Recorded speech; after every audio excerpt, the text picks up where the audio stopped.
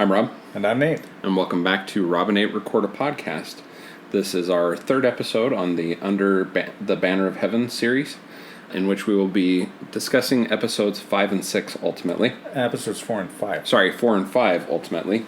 However, we have just finished episode 4, and Nate felt that there was enough that we needed to record between episodes, even though this will come out as one episode. Yeah. But we could have been really stealthy and not said it and then just kind of I could still edit it out. You could still edit it out.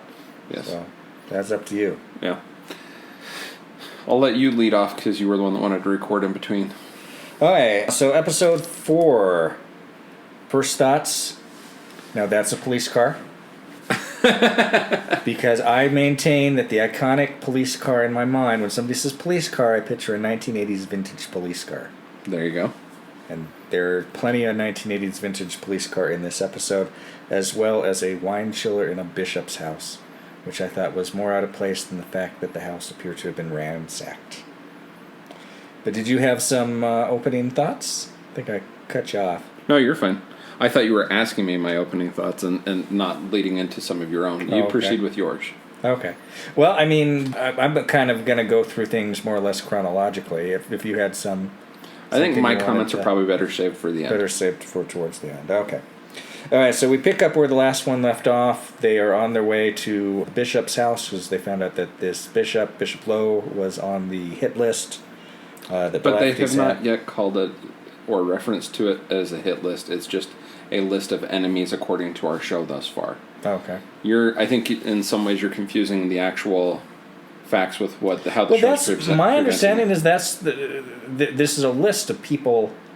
I think they understand that it's a hit list. That's why they're in such a rush to go. They're afraid that it's a hit list. Okay. But right now, what they've been asking Robin so far was for like a list of enemies. Yeah. And this was on this list of enemies that he gave them. But it is not. This is again getting into my gripes with this so far, where they've departed from known facts. It was the brothers referred to it as a removal order. And so they had a list of 4 people that were supposed to be removed or killed, and the Lowes were on that list. Mm-hmm. And it was a vision that Dan received through the School of the Prophets, this removal order, which we'll get into more later on as we discuss this. But right now it has not yet been revealed as an actual hit list. So then, refresh me, how did the police become aware in this that there was a list of names that might be in trouble? So they've been asking Robin about that, and Robin told them the list of names, but they don't... So they asked Robin about it, and how did they know to ask Robin about it?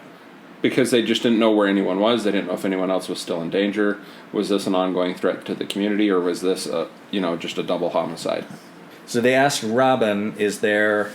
Well, because Robin other people that might be... And, yeah, because they know that they're upset, and it comes out that that the brothers were upset with...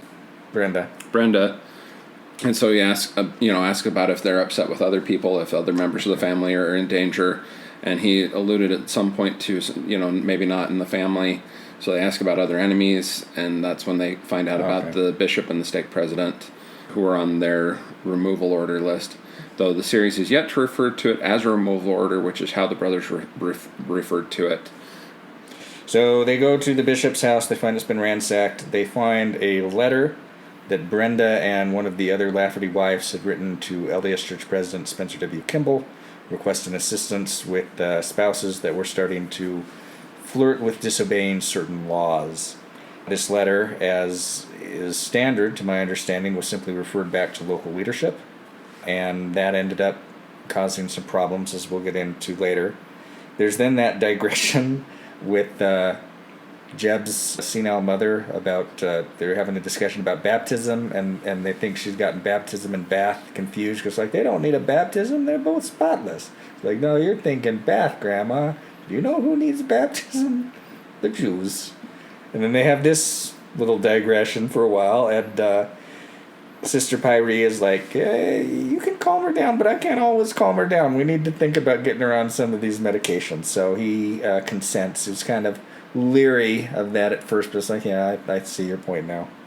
And then there's that scene where Pyrie goes to visit, and I was confused at first. It sounded like they said it was a guy from the prophet's office. And I was thinking, isn't No, that the it was the office of the banker, first but presidency? but the prophet's office had called the banker. Yeah, but calling it the prophet's office is kind of weird. Now I get why they do it, because this, there's a largely non-LDS viewership. You've never heard of for it this referred to that way? The office of the first presidency. There is an office of the first presidency, and then there's the prophet's office. There is a distinct difference. So that's just not. Maybe it was more common at the time. Oh, I've known people that have gotten calls from the prophet's secretary, which usually that's what people would refer to as the prophet's office. But I know people that outside of the office of the first presidency have gotten calls directly from the prophet's office. Okay. Yes. Interesting. But anyway, they're talking to this guy who's like a loan officer at the bank, and he is also in the bishopric. Yes. And he has some kind of connection to the prophet's office, or he was contacted by the prophet's office? So after they found the letter, they reached out to Salt Lake. What I gathered from this series, which is not, as far as I know thus far, is not supported in fact, or how they're laying it out in the series. Okay. But in the series, what happened is they reached out to Salt Lake about the letter and were referred back because they can't get a hold of the bishop. So the prophet's office called the banker who's in the bishopric and told him to cooperate with the police. That's why he's meeting him at the bank before the bank is open to discuss these things. And so they have a discussion about Ron being denied a loan. Yeah, that he needed for his business. And he kind of holds back some stuff that comes in later, and they realize, he hasn't told us the whole story, so they have to call him back to get more information about how that meeting went. In the first go-through, he says, well, he was upset at his brother, and then on the second go-through, well, he was kind of upset with his wife. But I thought that was He's still trying to withhold because, he, from that church calling standpoint, thinks it's going to negatively affect him, and the detective Taba has to threaten to arrest him. Yeah. And bring him down for an interrogation before he tells them the truth. You guys got to make the other option less pleasant than the thing that he doesn't want to do. But basically, they talk about how he had become aware that his wife was one of the two Lafferty wives. Because this banker told him. Yeah, you're right. There's a lot of that in this about people saying things that should really probably be in confidence pretty openly, sharing back and forth between... And I guess the part where the bishop shared some stuff with the stake president makes sense, but where the stake president somehow, like the Relief Society president, knew some stuff that she probably shouldn't have known. What's even more troublesome is the banker revealing things that he learned about in what should be confidential church meetings to Ron Lafferty in a non-church setting in the bank. Yeah. However, is there any basis for that in fact? Not that I have previously ever heard that this might have been invented solely for the purpose of this series. Yeah. I guess you said that word truthiness. It may not be technically true, but it feels like it might happen. And I think that there's kind of an element of that here. Yeah, and this gets into other things. And again, he's trying to make it more there's concessions to the type of format and trying to make things more easily understood for a non-LDS viewership, but he cuts corners in so doing. To a certain extent, so this gets to conversations you and I have had off the podcast in the last couple of days. The School of the Prophets has yet to come up in this. There's things that are being alluded to in the series, like when Dan is kissing what does he refer to? The gypsy? The gypsy girl, yeah. That's the first reference in the entire series to anything alluding to polygamy is when he's kissing her.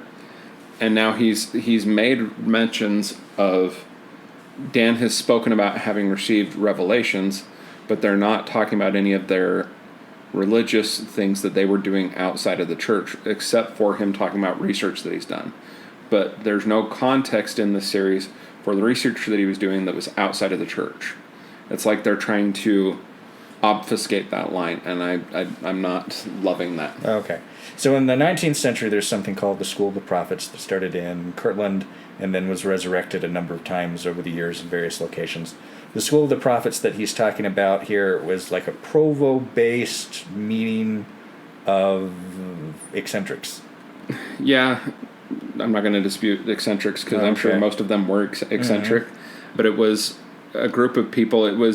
So there's a polygamous colony in Canada, who somebody associated with that was the one that started that version of the School of the Prophets down in Provo in the 1980s.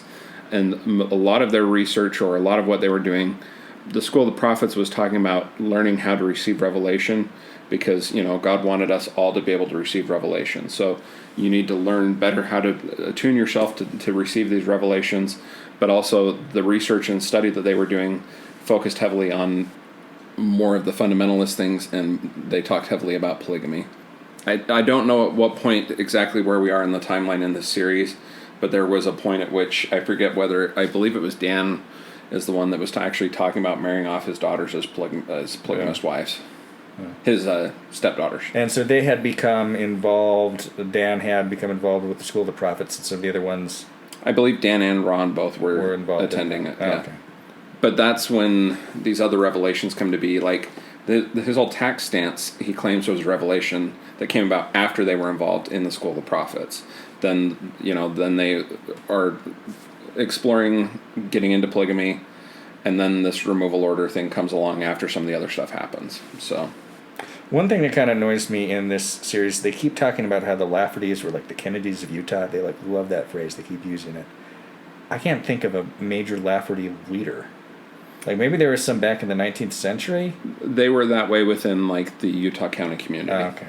Because there's a lot of Kennedys of Utah, or Kennedys of Oregon. Like, there's a lot of prominent families, and Lafferty would not be in my top 10 list if I were to put one together of that. That may be because you and I grew up post these murders. Okay. Yeah, that could be.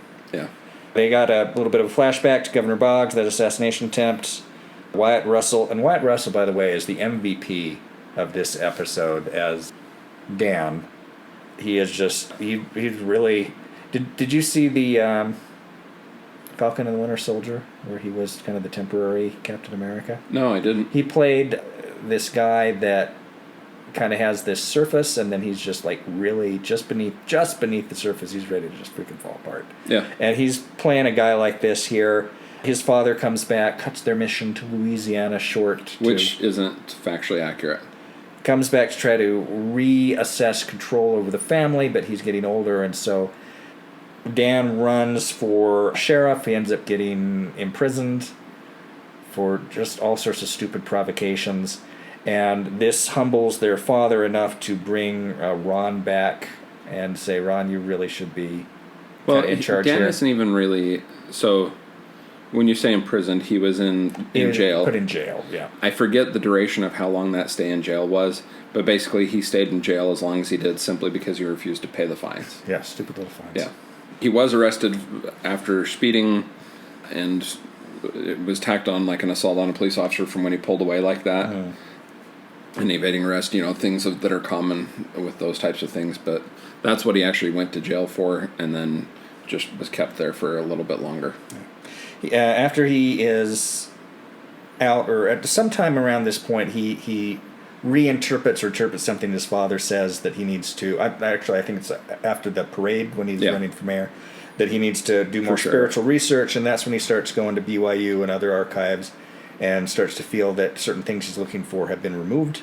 And so they go down to Colorado City, which is the center place of the FLDS Church, Colorado City, Arizona, and Hilldale, Utah, little border communities, to deliver some supplies for building projects. Yeah. Their building is one of the family businesses along with chiropractic. And he starts kind of talking to this guy to try to get more information from him, this polygamist guy. And his younger brother is there with him and is kind of like, stop it. And then the guy in charge of the younger polygamist guy is also kind of like, stop it, don't talk about this stuff. But he keeps pursuing it. He comes into possession of something called the Peacemaker, which is a 19th century pamphlet. I don't know how familiar you might be with that, if you've heard of that. Yeah, I've heard of it, yeah. Okay. Well, what it is it is an 1842 pamphlet. It was published by the church press at the time that Joseph Smith was in charge of in Nauvoo, Illinois. But it was not written by him. It was written by a man named Udney Hay Jacob, who had been an acquaintance to some degree of Joseph Smith in New York and eventually moved to Illinois, but didn't actually join the church until the following year, 1843. And it is viewed as kind of a stocking course, kind of a testing the waters thing about polygamy. There was a big backlash to it, and so it was denounced, but some of this underground polygamy stuff was already percolating. But in the series, it's directly attributed to Joseph Smith. Yeah. And I guess there is some...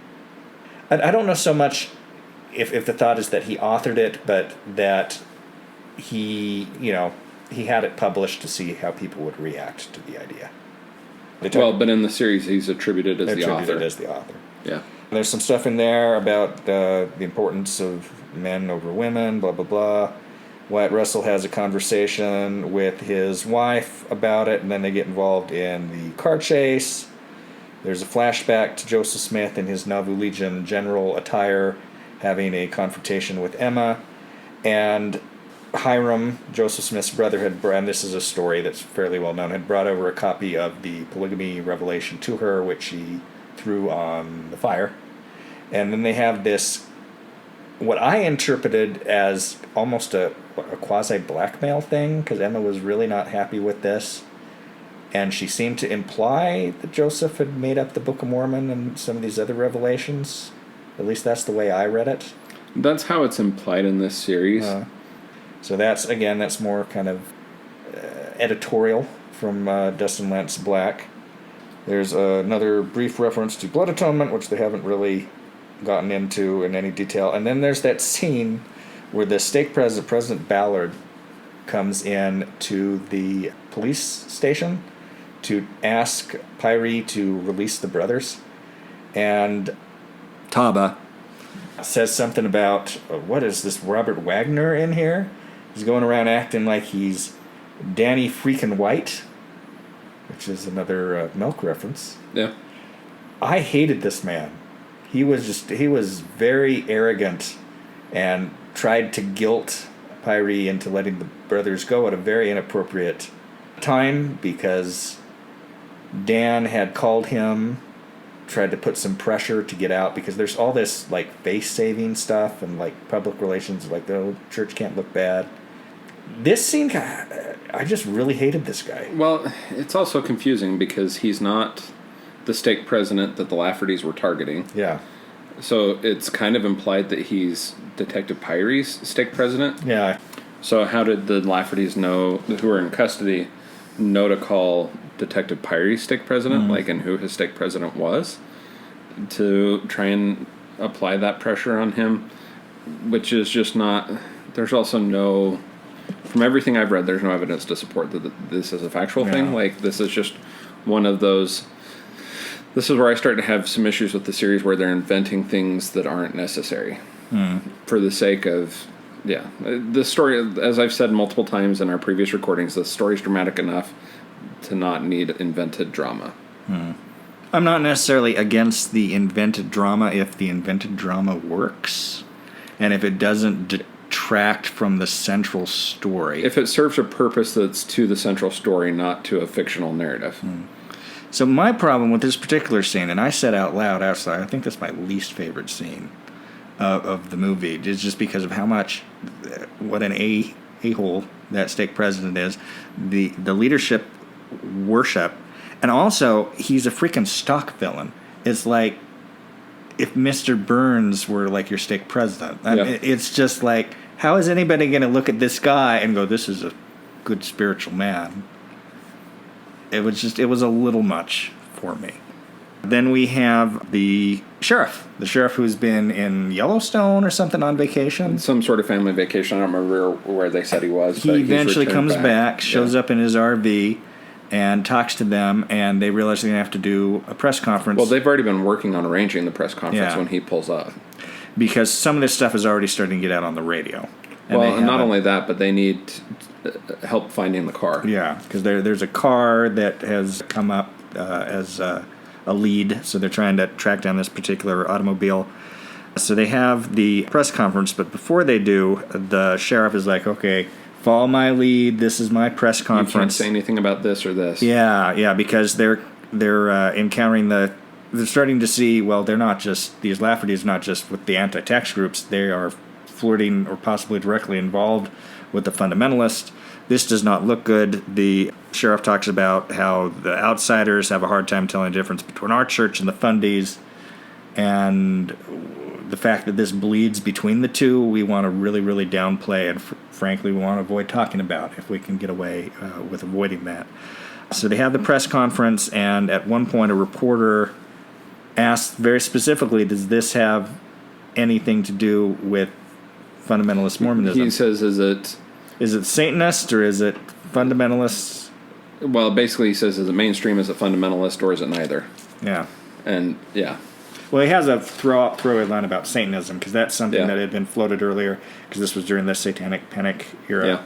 But anyway, Pyrie says, I wouldn't completely rule out fundamentalist involvement, and which is not what the sheriff wanted. And then when they go back into the station, Taba takes him aside and says, I think you should probably take the rest of the night off. You deserve it, and forgive my language, but I'm proud of you, what you did out there, to acknowledge it.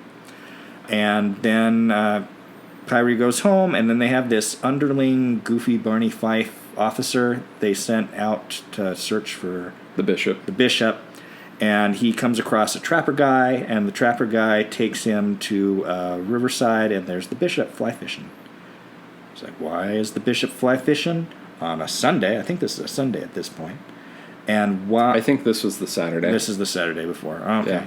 Because they had that confrontation at the chapel with the Relief Society president about after he's found. Getting the kids baptized, because Pyrie wanted to put that on hold until the case was resolved, because he's spiritually distracted and mentally distracted. But yeah, that moment where they find the bishop, and we're like, oh, are we going to find out the context about why the house was a mess and what happens next, which we will be back to in a moment with episode 5. Jump the shark. When a television series or movie reaches a point at which far-fetched events are included merely for the sake of novelty, indicative of a decline in quality. We're here to discuss episode 5 of Under the Banner of Heaven, in which I feel, and I think you do too, it jumped the shark. I think it jumped the shark before now. In this episode, they're now making stuff up, but part of what bothers me about what they're doing at this point is they're creating narratives without using the terminology that was in existence. Like, they're having to make stuff up. Like, the name of this episode was The One Mighty and Strong.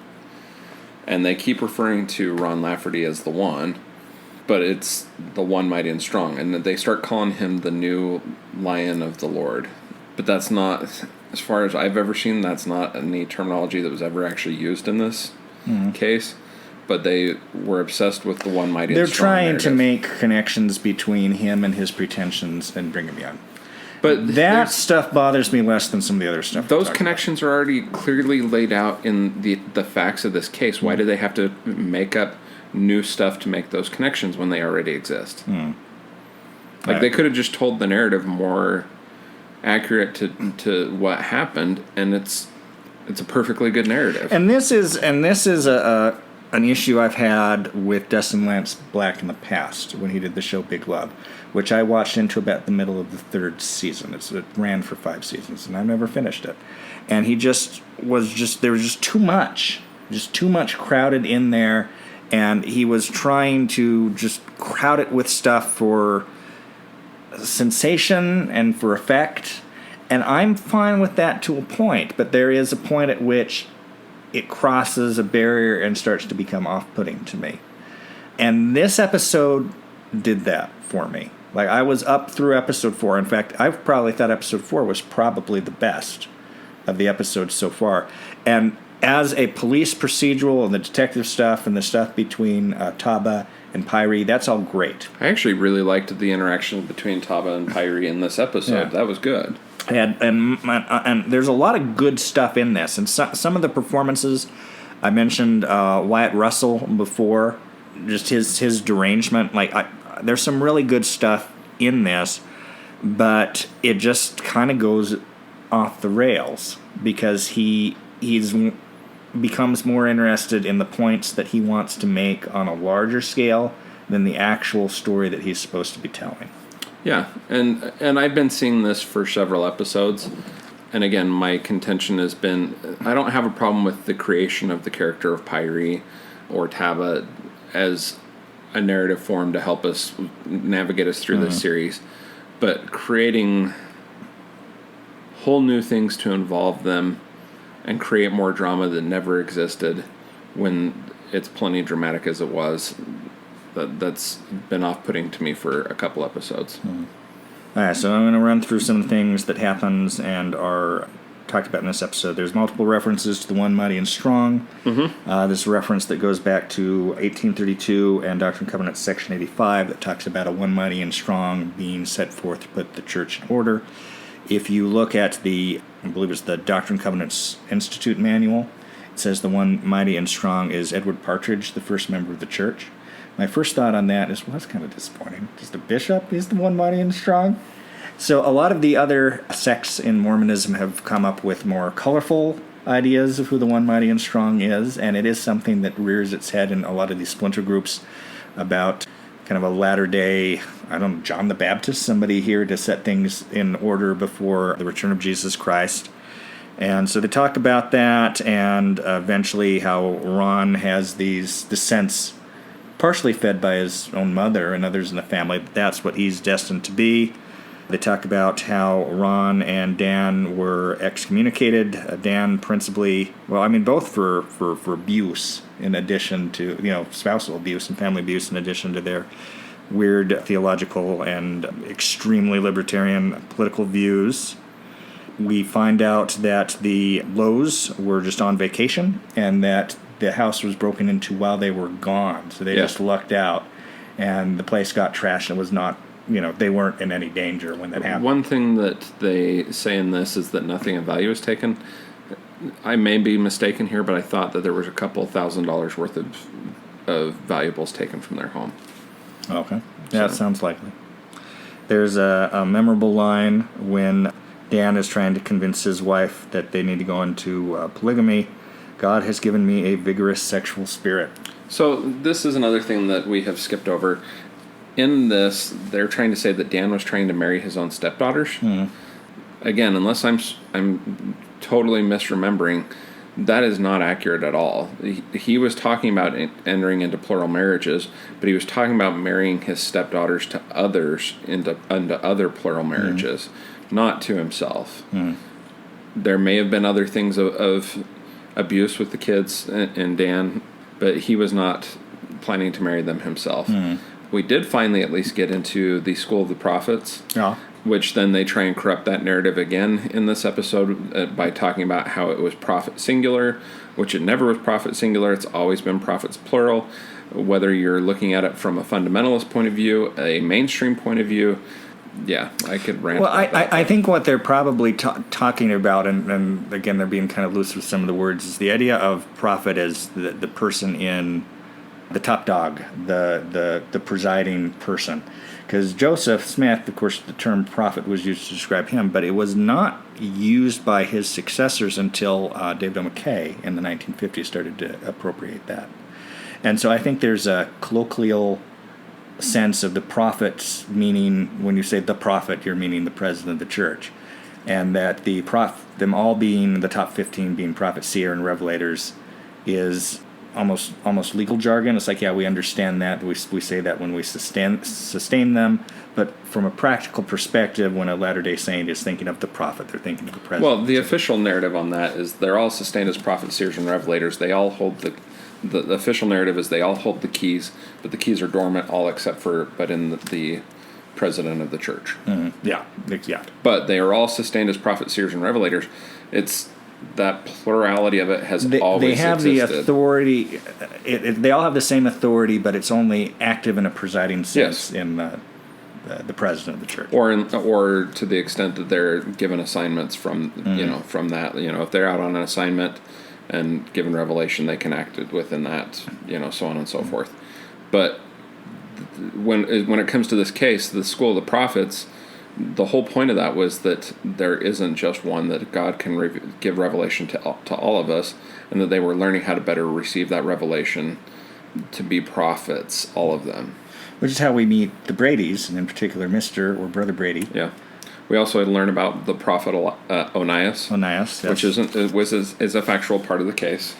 So they get some names of people that were in the school of the prophets from one of the Lafferty brothers, and one of them is this Brady guy. So they go to his house and basically worry him into cooperating because they might spill some beans to his wife and kids if he doesn't. And so he tells them that there is a farm that the Laffertys were building into kind of a compound. It was kind of an abandoned house that one of the Laffertys said, when we were kids, we used to go there and shoot lizards.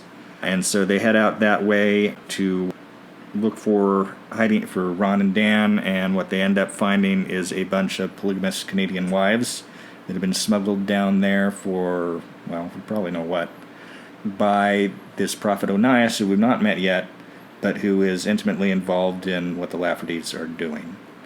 And again, I'm so rusty on the book that I kind of forget the details about him. Well, I'm pretty sure the prophet Onias is the person who started this iteration of the School of the Prophets. And I'm sure he'll come in. But then the Laffertys tried to take it over, and there was actually disagreement amongst them because of the way the Laffertys were taking things. In particular, once this revelation order, or removal order, came out, it was a revelation one of the brothers was supposed to have received, saying that these 4 people were supposed to have, I don't remember if they used the term blood atoned, but they were supposed to have been killed and be removed from the earth because of their perceived wickedness. We should probably talk a little bit about, should we talk about blood atonement? I mean, how much have they gotten into that? I keep mentioning it, but we haven't talked about it in our episodes. They talk about it heavily in this series. Mm-hmm. I don't remember if that term is actually used in the case or by the Lafferty brothers in this in the facts of the case. Mm-hmm. Maybe it was and it was omitted, but I feel fairly certain John Krakauer would have included that if it if it was part of the case. But well, what that goes back. It's a phrase that you would see in some 19th century church rhetoric, which seems to say that some sins are so bad that the only way you can atone for them is through your own blood.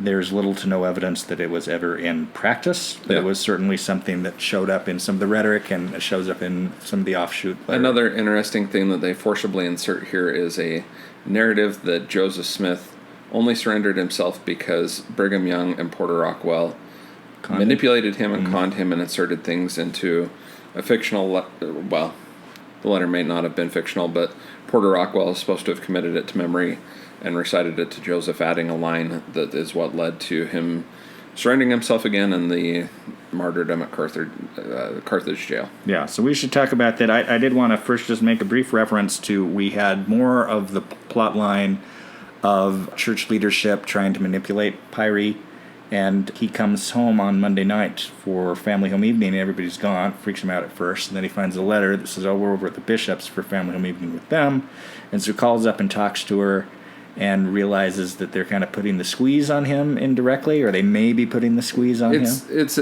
It's implied that that's the case. Were this a true thing, I would tend to attribute more concern. They're concerned about more honest intentions towards the bishop and inviting her over. Like, hey, your husband's doing this case. Yeah. He's stressed. Let us help you out. Better intentions than what they're trying to imply in this series. But again, it's all fiction anyway, so it doesn't matter. And so we have more of 19th century narrative. We have Joseph up through the martyrdom. Joseph Smith, polygamy was being introduced kind of on the down low in Nauvoo in the early 1840s. Joseph Smith's counsel in the first presidency was a man named William Law. He was very, very opposed to the idea of polygamy, as was Emma. He broke with Smith, founded a newspaper called the Nauvoo Expositor. It printed one issue in which it made charges about polygamy amongst the leadership of the church. Joseph Smith, as acting mayor of the town, in conjunction with the city council, ordered the press destroyed, which is questionable on a number of grounds. And eventually he was to be arrested, but he fled across the river to Iowa and was eventually prevailed upon. Iowa or Ohio? Over to the Ohio territory. Yeah. Iowa territory on the other side of the Mississippi River. So he came back and surrendered himself to law enforcement. He was taken to the jail in Carthage, which was the county seat. and was therein martyred by a mob. It's kind of an involved story. They certainly got the look of the Carthage jail very, very accurate, but the surroundings were incredibly not. Yeah. We are on the Saskatchewan plains in Canada. We are not in the green rolling hills of central Illinois. Yeah. And I found that kind of jarring, but, it's a little point. Yeah. And then they talk about this idea that the martyrdom was kind of arranged so that Brigham Young could take control, because they were worried that Emma would prevail on Joseph to give up the polygamy, and that Brigham and John Taylor and others were just too invested in the polygamy at this point to allow that to happen. There's a lot of super simplifications of things dealing with the succession crisis and the idea who would take over. It was true that Joseph Jr. had been floated in a number of instances that he would be the successor. There's other potential successors mentioned. The series completely leaves out Cindy Rigdon, the first counselor of the presidency, who had a pretty strong claim to that position. But I think he was left out because they didn't want to bother introducing another character. Yeah, I mean, you can put your point across just by that, his son and Brigham Young narrative. Your average, non-LDS viewer is not going to know who Cindy Rigdon is, but they're going to know who Brigham Young is. Yeah. And one of the faults I find with this is he's turned Brigham Young and John Taylor and some of these other people into caricatures, into 19th century stock villains, like they would have appeared in the dime novels of the time. Yeah. It's not much removed from those. Like that stake president in the previous episode, it's like, who's going to follow this guy? He's laughing maniacally, and he just looks evil. I mean, the way they present him. Justin Lance Black is not interested in shades of gray for many of his characters, and I think that is a loss. Because I think that this film could use more deeply conflicted saints in it. And instead it is kind of divided into just a couple kind of good guys. Well, I don't know how many bad guys. Deeply conflicted saints there would have been prior to the solving of the case at this point, but yeah, I don't know. There's not a lot of sympathetic Mormons in this show about Mormons. No, because that doesn't There's a couple, fit. but that's not the narrative. It doesn't fit the narrative that it seems to be being presented in this series, and I'm trying hard not to jump to conclusions because I don't want to be painted with a certain brush by. It seems like you're in one of two camps. You're like a church apologist, or you're fully against it when it comes to this series. And I'm neither. But it seems like he has a narrative that he's trying to put across, and making something sympathetic doesn't fit his narrative, so it's just simply not there. And I really think that for me, episode 5 is where his axe to grind finally overtook the story he was trying to tell. And we'll see what happens in the later episodes. I think it's fairly clear to both of us the trajectory that they want to set Pyrie on as kind of the lone. My concern good as of Mormon. right now is that the Detective Pyrie, who is a fictional character, again, the facts of this case are compelling enough that I don't see the point to override the actual facts of the case to further a narrative of a fictional character, or to supersede those with that of a fictional character. Mm-hmm. So I'm concerned with where they're going to ultimately take this Detective Pyrie, and that's going to overshadow what actually happened in this case, and that's a shame in my opinion. Do you have any final thoughts on these couple episodes, or do you think we've pretty much covered it? I think we've covered it. I think it's pretty clear where my tone is at this point, and where I hope for the sake of the series that it pulls something out later on, but based on some of the couple spoilers I've seen so far, I'm not holding my breath at this point. So, what about you? It's kind of losing me, quasi lost me. Yeah. At this point, I'm still interested in it.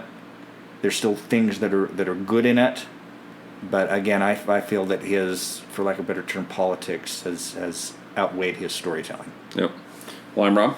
And I'm Nate. And this is Rob and Nate Record a Podcast.